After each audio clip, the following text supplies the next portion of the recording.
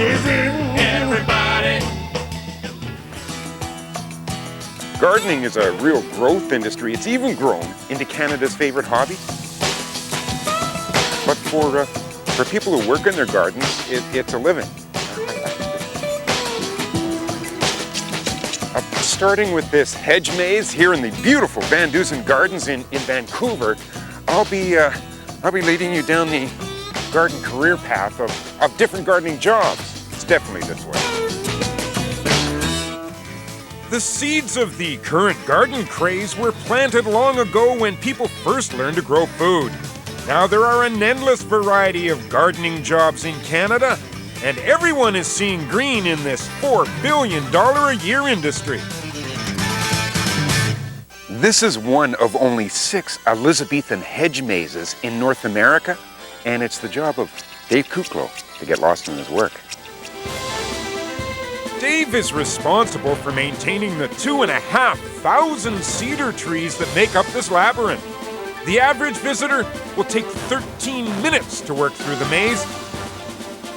But then, I'm not your average visitor.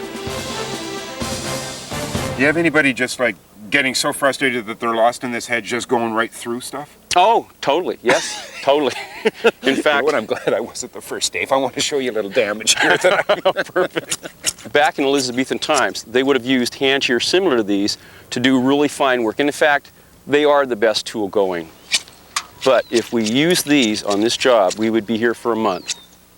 Well, with my help, this should only take, probably 2 months, actually. Fortunately, Dave also uses modern equipment to speed up the process. Well, Dave, I think I'm pretty much done around here. Dave? Dave? Dave?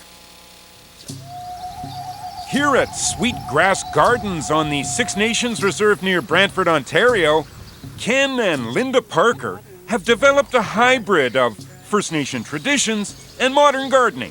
We've destroyed about 99% of our native grasslands, so we need to put them back in our landscape. Sweetgrass Gardens started as a hobby. Now the Parkers cultivate hundreds of indigenous crops, making this North America's first and largest native-owned nursery. Everyone else comes, oh, it's beautiful, it's great, it's relaxing. Our garden really doesn't give us an opportunity to relax. We're too busy weeding it. Oh man, I think I've been here before. Oh, this is going to help. All right. Oh wow, everything looks so small from up here. The Montreal Botanical Gardens has the biggest collection of the smallest trees in Canada. These are bonsai trees. David Easterbrook reveals the secrets of this ancient and deep-rooted tradition. Bonsai actually means just growing in a pot, as long as you're trying to recreate the look of nature. So all the trees are actually grown from North American trees.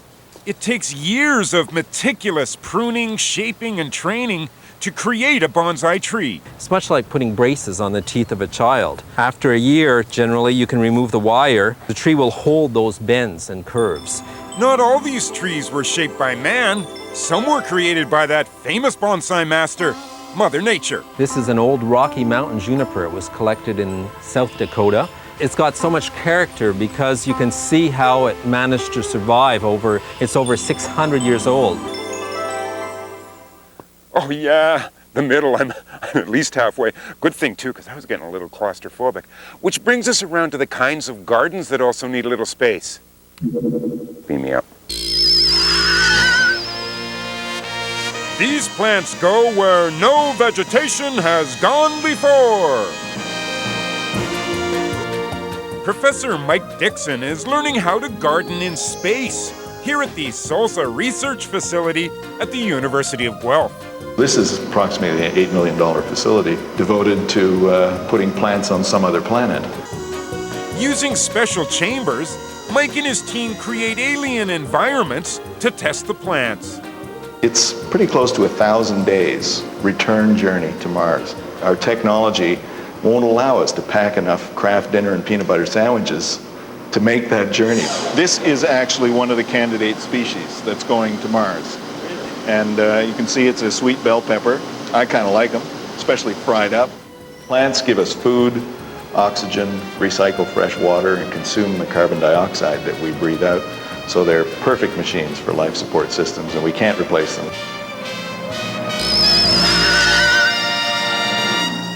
Man, that's hard on the molecules. Well, that's one small step for man, one giant leap towards the exit, I hope.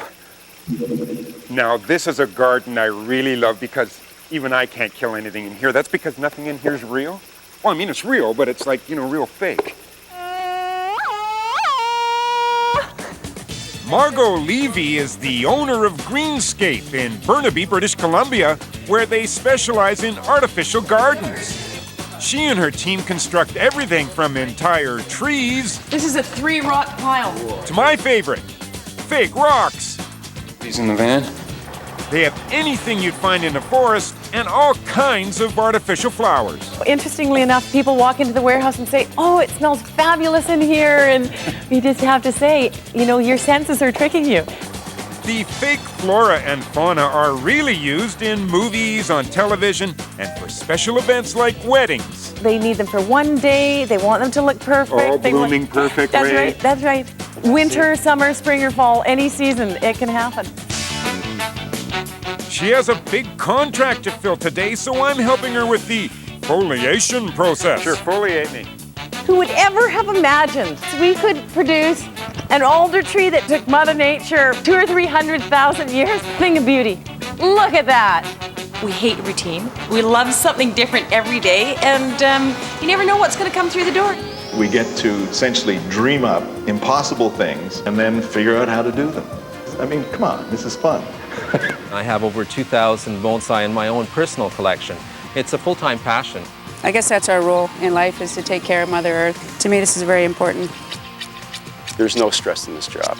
You work outside. It's absolutely the best job you can have. There's just so many branches to the gardening industry. It's absolutely, I have to say this, it's amazing. I just should have brought breadcrumbs.